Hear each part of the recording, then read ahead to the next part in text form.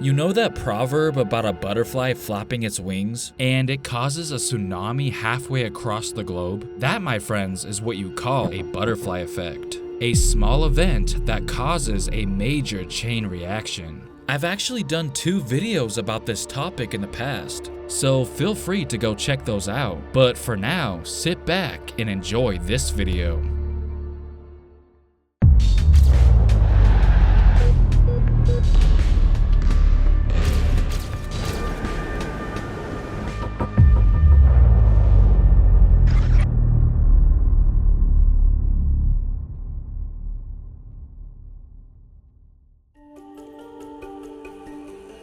We all knew Kobe as the Black Mamba, but what if I told you that he could have easily ended up with the nickname Jesus Shuttlesworth? That's right, before Ray Allen would get offered the part in He Got Game, a movie with Denzel Washington about the struggles of a top high school basketball player, director Spike Lee really had his eyes on Kobe playing the character, and Kobe himself was actually open to the idea of starring in the film. That is, until a career-defining moment took place. We have to go all the way back to Kobe's rookie season. The Lakers were going up against the Utah Jazz in the 1997 Western Conference semifinals, and heading into Game 5, LA was down 3-1 in the series, so this was a must-win situation. Towards the end, the Lakers desperately needed someone to step up and win them the game. Kobe certainly tried to be that guy for them, but unfortunately his efforts resulted in a total of 4 airballs in the span of just 5 minutes, one being at the end of regulation and the other 3 in overtime. Kobe was absolutely devastated, and this was around the time Spike Lee approached him about the role in He Got Game. Any other time he would have accepted it, but considering what just transpired in the playoffs against Utah, Kobe didn't want to do anything else but improve his game over the summer and not waste time by shooting a movie. Quote, "Lee, I want you to be a part of it. Bryant, thank you but no thank you. This summer is too big for me."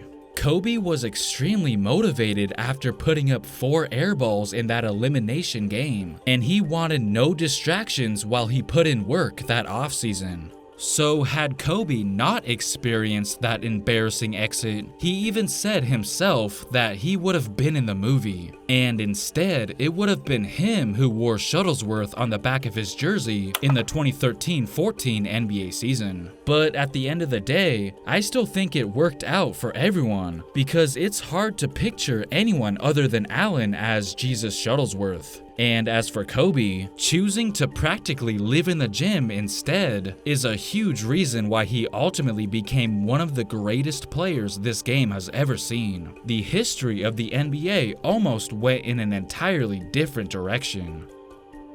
Take a look at this man right here. He may not look familiar to you guys, but let's just say that if it wasn't for him, the way we play basketball would look very different. Before Steph, Clay, Reggie, Ray, Bird, and so on, there was Kenny Sailors. He might not have been as good of a shooter as those other players, but they wouldn't even be shooting the way they do or did without him, because believe it or not, he is known as the man who invented the jump shot. Now, I know what you're probably thinking. There's no way we can prove who actually came up with the jump shot. But the fact that Steph Curry felt the need to produce a film about Kenny Sailor's story speaks volumes. He is known for something that I've had a little success with myself, the jump shot. You may have the same question I had at first. Wasn't the jump shot always a part of basketball? We're talking about the guy who found the jump shot or something?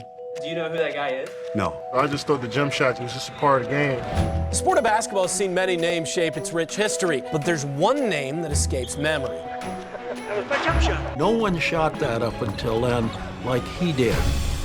The story goes that when Sailors was 13 years old back in 1934, he was playing one-on-one against his much taller brother in the backyard. And as he drove to the basket, his brother began taunting him saying, "Let's see if you can get a shot up over me." Remember, his brother was almost a foot taller than him at the time, but Kenny still accepted the challenge. So he squared up, planted his feet, and leapt in the air, releasing the ball above his head, not knowing at the time that he had just revolutionized the game. You see, the game back then was all about shooting from the chest with 2 hands and feet on the floor. So when Kenny's sailors started to shoot how we see players shoot today, it was so unusual and so unheard of that one of his high school coaches actually benched him and said, "You've got to get yourself a good 2-handed set shot." But sailors didn't listen and continued to shoot in a way he thought was best for him. Can you believe that people actually thought he was ruining the game by shooting like this? So kudos to him for sticking to his guns. Defenders didn't really know what to do when guarding him due to the way he shot the ball so high. And it all started because his brother was taller than him growing up. He was forced to shoot like that out of necessity. Quote,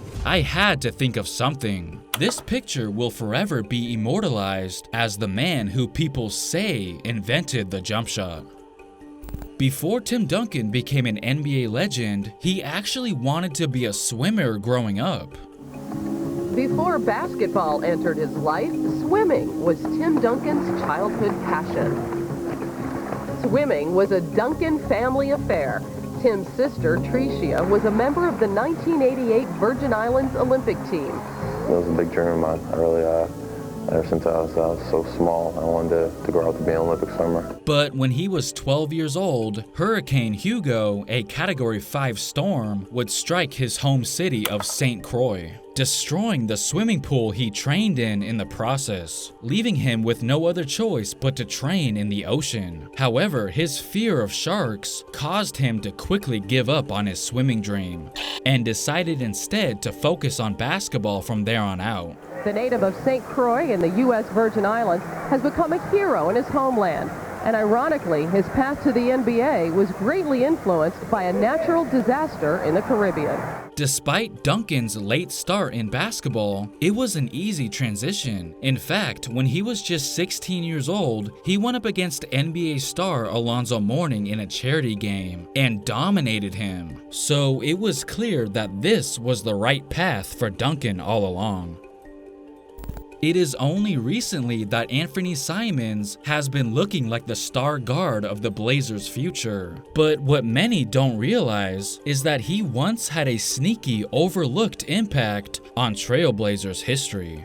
Let's take it all the way back to April 10th, 2019, Kings vs. Trailblazers, which was the very last game in the regular season for both teams. Going into this night, everyone was under the impression that the Blazers would intentionally try to lose the game in order to avoid playing OKC in the playoffs. So if they lose, they would get the Jazz instead. Basically, their two options were win, you get OKC, lose, you get Utah. I mean, they only played 6 players while their stars all sat out. And the fact that they were down 70-45 at one point clearly showed that they wanted to lose. But apparently, Anthony Simons didn't get the memo. He led the way as the Blazers came back to win the game, putting up 37 points. Essentially, Simons had the final say on who they were going to face in the playoffs. Their fate was in his hands. I'm not even kidding when I say that I remember articles already being published talking about how the Blazers will be facing the Jazz in the first round of the 2019 playoffs, before the Kings and Blazers game had even ended, because the Kings had such a big lead. But Simons put a stop to that real quick. Afterwards, people initially thought, why would they do that? Portland had a better chance against the Jazz than the Thunder. This comment basically sums up what people were thinking after the Blazers' comeback. Quote, "Congratulations, Portland. You went from having an easy first-round matchup to getting swept in the first round. Hope the win against Sacramento was worth it."